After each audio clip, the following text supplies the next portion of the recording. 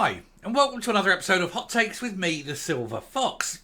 As we move towards the new year, I'd like to wish all of you good people a very happy and prosperous one. But there is at least one person for whom the new year will neither be happy nor prosperous. That, of course, is Alibaba. The latest polls show the worst polling figure yet of his entire first ministership, if that's a word. It is on track for the SNP to lose 26 Westminster seats at the general election. Minimum. A little bit of tactical voting, and it could be way more than that. And of course, with every seat lost, that's less money going into the coffers of the SNP.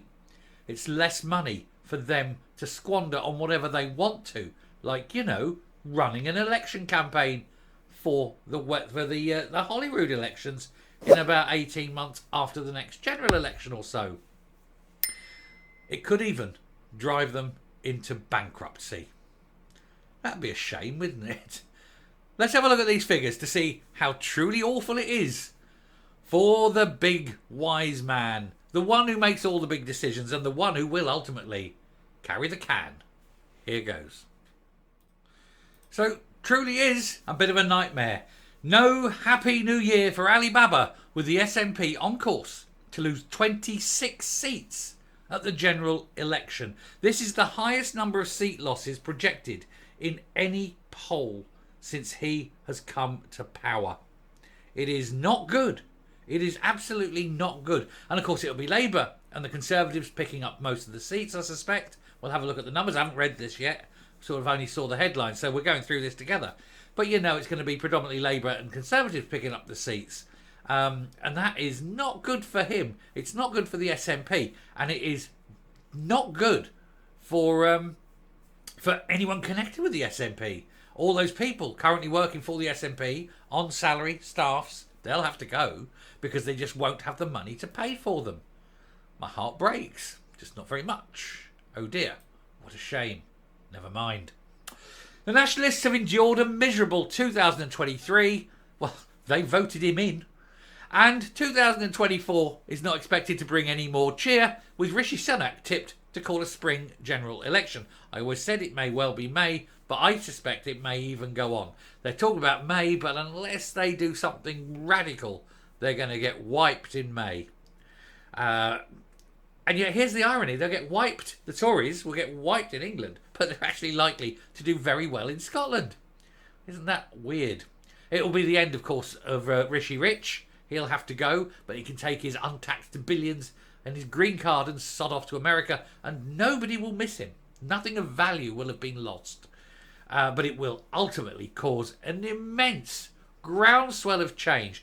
This seismic change in Scotland, because the whole shape of Scottish politics will change. Although not at Holyrood as such, the amount of money that the SNP will be getting from Westminster will drastically reduce. It will force them to draw their horns in. They won't be quite so mad, although they'll probably make up by putting a lot more party political stuff through governmental sources, but that needs to be jumped on from day one. Anyway, Alibaba has been dealt a New Year blow, with the SNP tipped to lose 26 seats at the next general election. Speculation is building that Sunak could send the country to the polls as early as May, after Jeremy Hunt announced the spring budget would take place on March the 6th. But the Scottish Nationalists may be hoping that a vote won't take place for quite a while yet, with opinion polls predicting they'll lose ground to Labour. And according to the Election Maps UK, over 24 seats will be lost as the Scots reject nationalism at the ballot box because they've seen what the SNP are like. Experts used polling throughout the previous months to create an interactive map of what can be expected to happen at the ballot box. And the final prediction of 2023 makes grim reading for Nats, but good news for everyone who is not a complete idiot. The SNP forecast to win just 22 seats, a miserable return on the 48 they won in 2019. Well, that's as it stands. I tell you, tactical voting, you can wick a couple more off, 2, 3 more. That would be nice to see. So just look to your own area and see if you can whittle out another couple of SNP. The more that go, of course, the quicker the party will collapse. So Keir Starmer will lead Labour to 26 seats in Scotland, if the data is correct, while the Scottish Cons will cling on to its 6 seats. I expect them to win more. I expect them to take maybe 8 or 9. I honestly see Labour, the Conservatives of Scotland, getting more than 6 seats. Scottish Lib Dems will win 3 seats. We will see. I'm making a prediction. I'll make a prediction that Scottish Tories will win 10 seats. Plus or minus 1 seat. So anywhere between 9, 10 or 11 seats. That's my prediction. And you can hold me to it. We can go back and you can hold me to it. Anyway, Scotland's Central Belt is expected to go to Labour, with large swathes turning red. Every Glasgow seat is expected to be won by Labour, while the Nats will be booted out of almost all of Edinburgh. Ironically, only Joanna Cherry, a divisive figure within her own party, is expected to cling on for the SNP in the capital. And I don't have a problem with Joanna Cherry. Obviously, she's SNP, don't like that. She's a separatist, don't like that. But as an MP, she's actually not the worst of them all. She's actually one of those that you can stomach. Her, Fergus, you know, I like Fergus. I've got to be honest, I like Fergus. And Kate Forbes. I mean, I know she's MSP. There's very few, but there are a few SNP politicians who you can stomach. Joanna Cherry's one of them. She's quite an intelligent woman, which makes you wonder, really, what she's doing in the SNP. But hey-ho. Anyway, Southern Scotland will stick with the Tories, as will much of the North East, although the Nat Commons leader Stephen Flynn would hold on to Aberdeen South, albeit with less than 40% of the vote, meaning tactical voting could play a part. Listen, all you guys up in Aberdeen South, find out who's second, and regardless of your party, vote for whoever's in second place.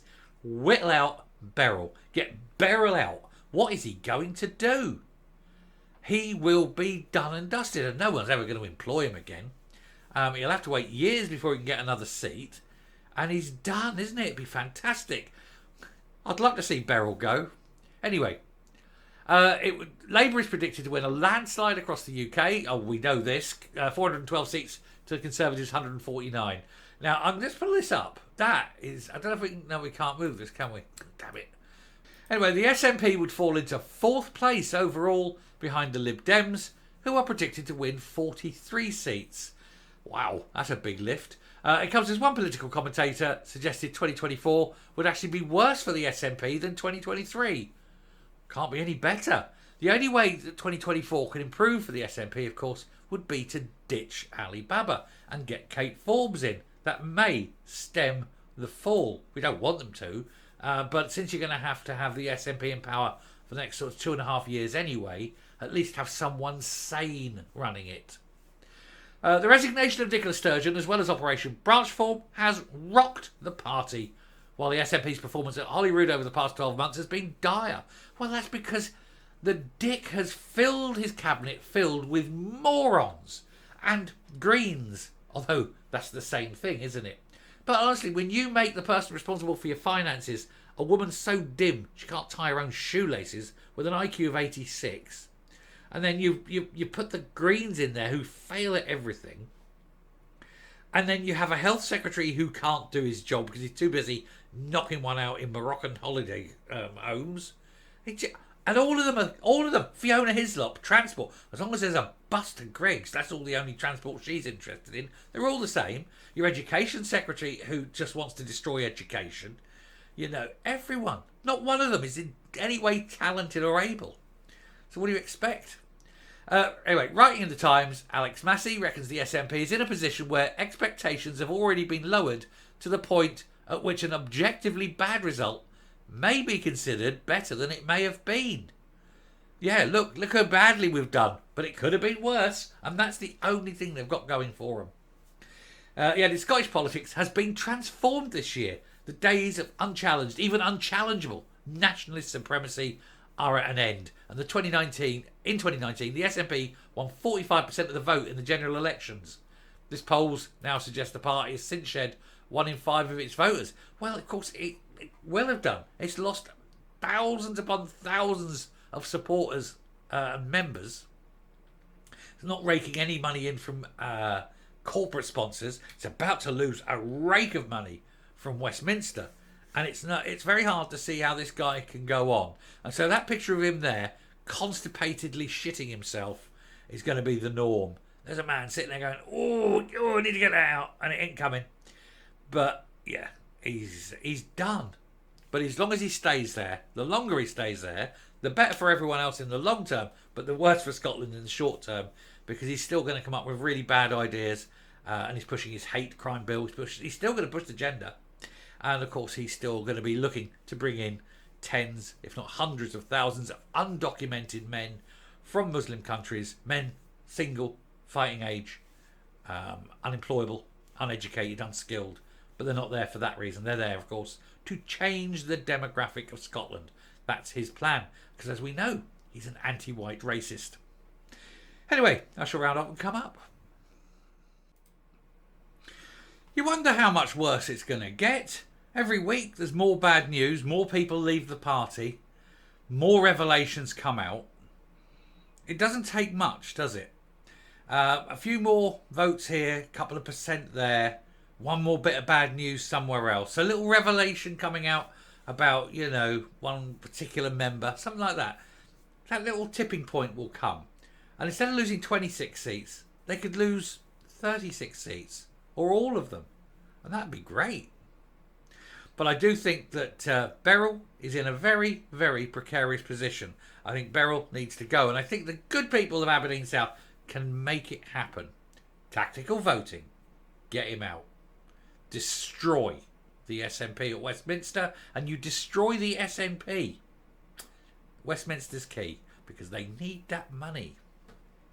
Anyway, thank you very much for watching. It's a bit of good news, isn't it? It's something going into the new year with a bit of smile on your face. So thanks very much for watching. Do hit the subscribe button, ring the bell, leave a like, leave a comment, please share the video, and I will speak to you later. Bye.